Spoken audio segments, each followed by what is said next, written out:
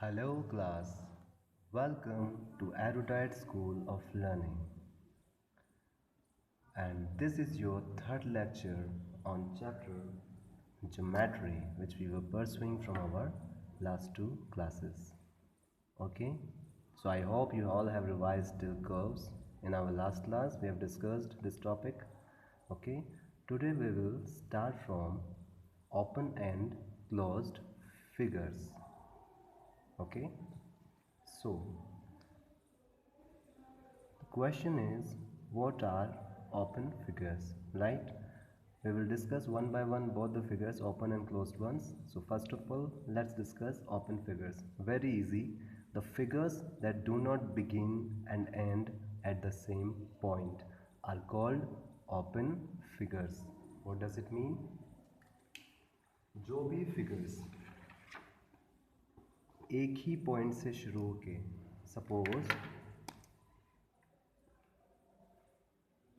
इस पॉइंट से बनाना हमने कोई, let's say this is a point, ठीक है, हमने यहाँ से कर्व बनाना शुरू किया, ठीक है। अगर ये यहाँ से शुरू होके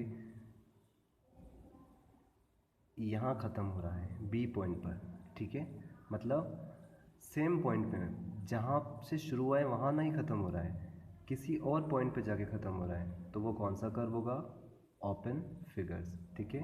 कौन सा फिगर होगा वो? Open figures. Figures that do not begin, ठीक है, यहाँ पे ये तीनों वर्ड्स बहुत इंपॉर्टेंट हैं। वो फिगर्स जो नहीं शुरू होते हैं और ख़त्म होते हैं एक ही पॉइंट पर, सेम पॉइंट पर। सेम पॉइंट पे जो फिगर्स ख़त्म और शुरू नहीं होते हैं, ये शुरू ए पे हो रहा है तो ख़त्म बी पे हो रहा है, अगर ये ख़त्म भी ए पे हो जाए तो ये क्लोज्ड फिगर हो जाएगा, लेकिन क्योंकि ये ख़त्म किसी दूसरे पॉइंट पे जाके हो रहा है, इसलिए ये कौन सा फिगर हुआ? Open figure. So this is also an example of open figure. इसके अलावा दो एग्जाम्पल्स आपकी बुक में भी दे रखे हैं। See, this is also an open figure, क्योंकि यहाँ से वो स्टार्ट हुआ है लेकिन ख़त्म कहाँ पे हो रहा है? इस पॉइंट पे। Do not begin and end at the same point, same point पे जाके ना तो ख़त्म हो रहा है, ठीक है, इसलिए ये कौन सा फिगर हुआ? Open figure. Got it? Now second types of figures are closed figures, ठीक है। क्लोज्ड फिगर्स को हम क्लोज्ड कर्व्स भी बुला सकते हैं, ठीक है। इनकी स्पेशलिटी क्या होती है?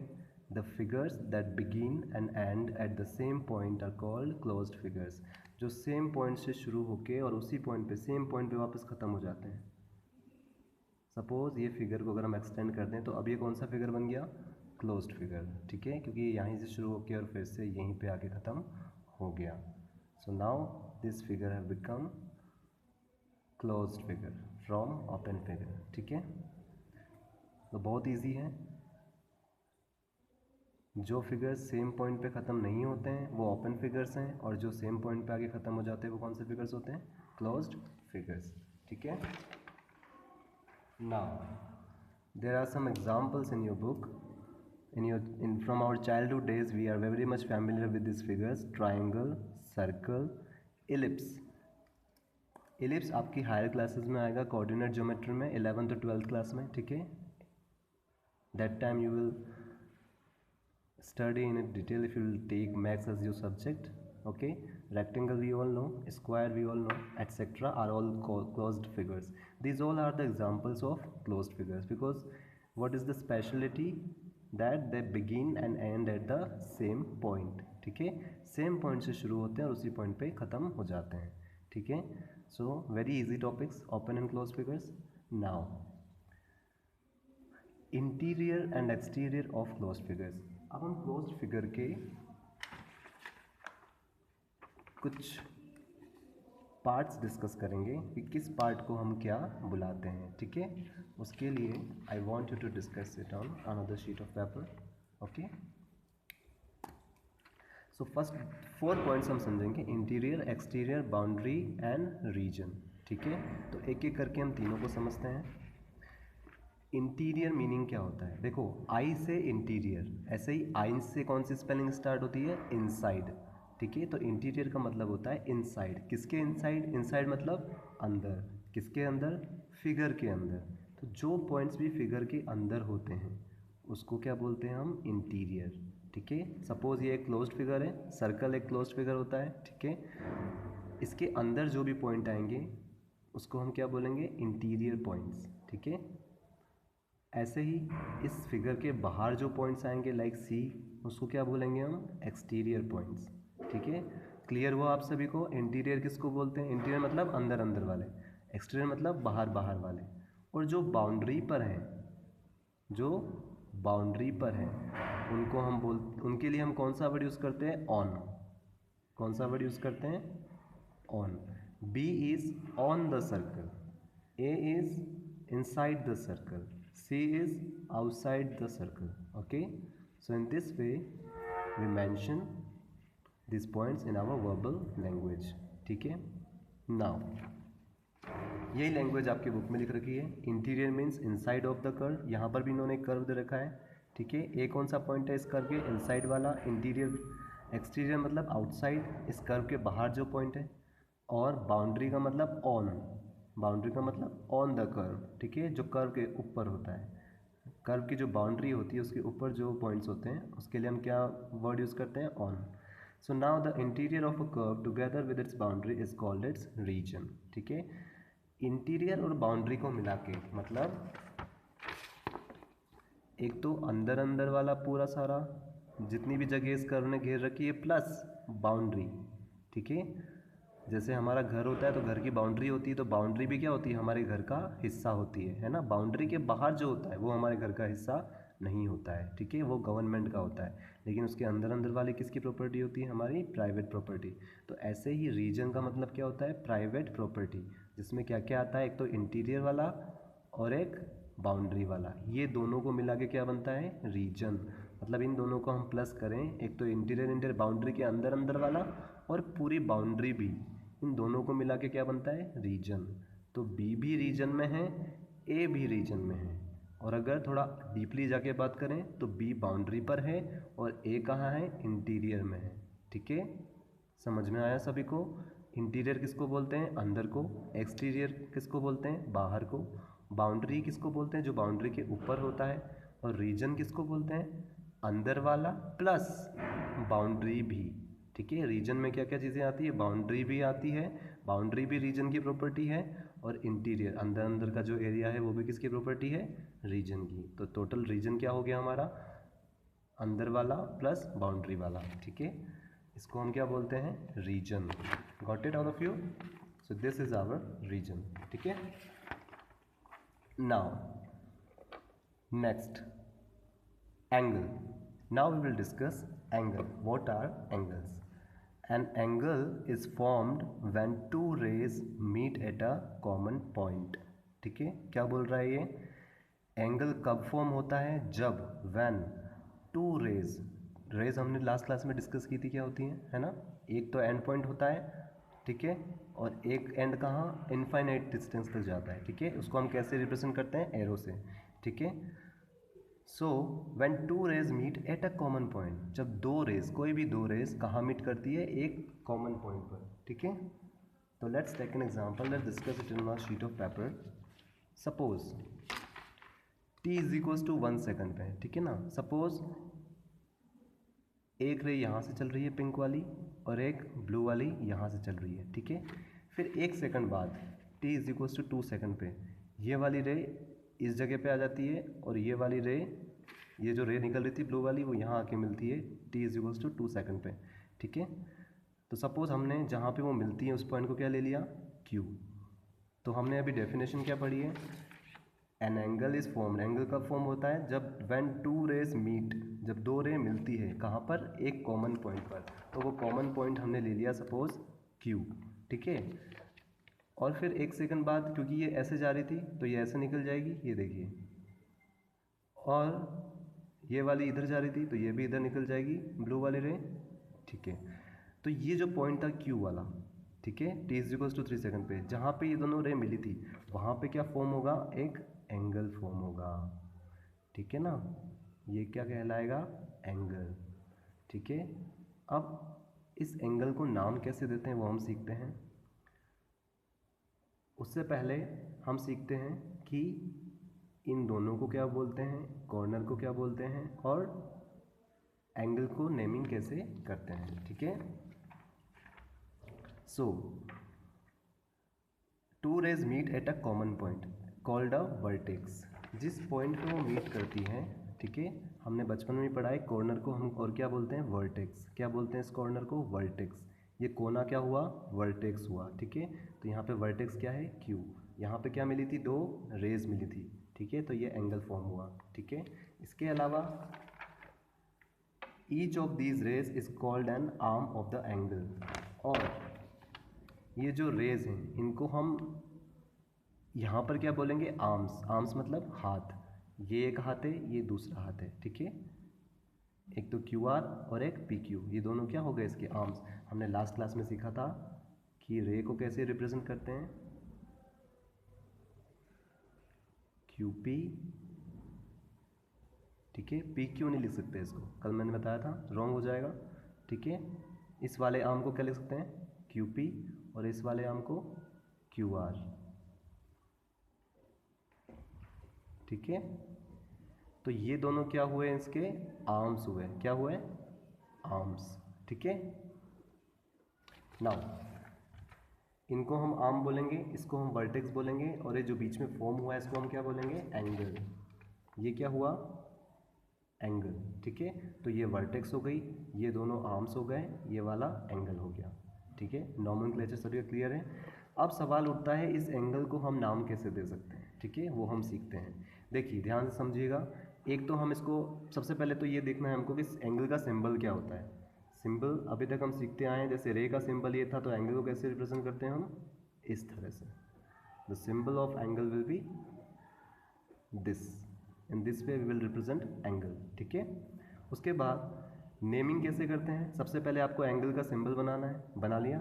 उसके बाद P Q are, so this angle will B P Q are. इसी एंगल को और कैसे बोल सकते हैं हम, रिवर्स ऑर्डर में, लाइक आर क्यू पी, और लिख दिया, और मतलब या तो ऐसे लिख सकते हैं या फिर एंगल आर क्यू पी, ठीक है, आर क्यू पी। ये किस एंगल की बात हो रही है, इस वाले एंगल की, ठीक है, P Q are Q P, ठीक है। और या फिर एक और तरीका है, जस्ट एंगल क्यू। इस सिंबल को क्या बोलेंगे, एंगल, और फिर क्यू। सिंबल क्यों यूज़ करते हैं बच्चों हम, ताकि हमें मैथ्स में ज़्यादा लिखना ना पड़े। So to eradicate much of writing we use symbols to make our process easy and simplified, ठीक है। सो जस्ट आप इसको एंगल क्यू भी लिख सकते हो। तो इसको कैसे बुला सकते हैं, या तो एंगल क्यू, या एंगल पी क्यू आर, या एंगल आर क्यू पी, ठीक है। Most probably more often in fact we pronounce it angle P Q R, ठीक है। ज़्यादातर हम ऐसे एंगल पी क्यू आर या जस्ट एंगल क्यू बोल के भी इसको बुला सकते हैं, ठीक है। नाउ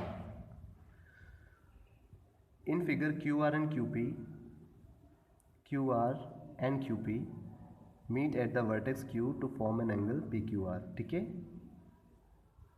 ये चीज़ हमने डिस्कस की थी कि क्यू आर जो रे है, इसका मतलब क्या होता है, सिंबल का मतलब रे। क्यू आर जो रे है और क्यू पी जो रे हैं, वही मिलके कहाँ मिलके, वर्टेक्स क्यू पे मिलके एक एंगल फॉर्म कर रही है, पी क्यू आर। और इसको हम ऐसे भी लिख सकते हैं, ऐसे भी लिख सकते हैं, और ऐसे भी लिख सकते हैं। ये हम ऐसे डिस्कस कर चुके हैं। An angle can also be form by intersection of line segment, ठीक है। दो लाइन सेगमेंट से मिलके भी क्या बन सकता है, एक एंगल, ठीक है। अभी हमने रे की बात की थी, ठीक है। सपोज कोई दो लाइन सेगमेंट होते हैं, ये एक लाइन सेगमेंट है, लेट्स से ए बी, ठीक है, और ये दूसरा लाइन सेगमेंट है, कौन सा, ए सी। तो ये दोनों मिलके भी क्या बना सकते हैं, एक एंगल, ठीक है। Now come on to the next page. Now we will discuss, जैसे हमने कर्व्स के इंटीरियर और एक्सटीरियर डिस्कस किए थे, right. So similarly here also we will discuss interior of an angle and exterior of an angle. Interior मतलब inside, हम already discuss कर चुके हैं, और एक्सटीरियर मतलब outside. So the space within the arms of an angle, मतलब within the arms मतलब arms के अंदर अंदर वाली जो जगह होती है, प्रोड्यूस्ड इनडेफिनेटली, मतलब इसको आप कितना भी बढ़ाते जाएं और इसको इस तरफ कितना भी बढ़ाते जाएं, इसका जितना भी अंदर का जो रीजन बनता जाएगा, ठीक है, वो सब किस में आएगा, इंटीरियर ऑफ एन एंगल। क्योंकि हमें पता है रे कभी ख़त्म नहीं होती है, एक डायरेक्शन में चलती रहती है। तो ये किस डायरेक्शन में जाएगी? ऐसे, ठीक है, ऐसे घूम के तो आएगी नहीं, ये तो सीधी जाएगी, ठीक है। रे की प्रॉपर्टी होती है इट गोज स्ट्रेट, ठीक है, और ये भी कहाँ जाएगी? स्ट्रेट। तो इसके आर्म्स के अंदर अंदर का जो एरिया होगा वो कौन सा होगा? Interior of an angle. तो यहाँ पे जो पॉइंट्स है P Q and R are said to lie in the interior of the angle. वो कहाँ लाई कर रहे हैं? एंगल्स के इंटीरियर में, ठीक है। Now exterior of an angle, very easy. अभी हमने अंदर की बात की, अब कहाँ की बात करेंगे? बाहर की। The space outside the arms of an angle produced indefinitely is called the exterior of the angle, ठीक है।